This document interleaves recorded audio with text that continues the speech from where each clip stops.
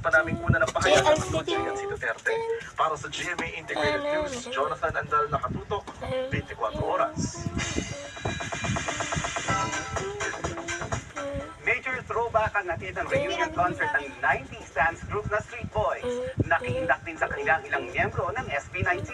Narito ang aking chika.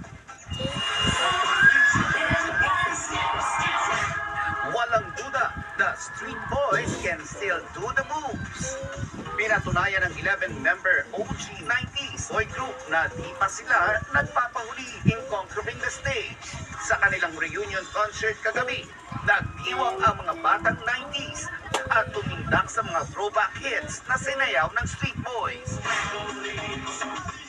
Tulad ng How G at Sweet Soul Review.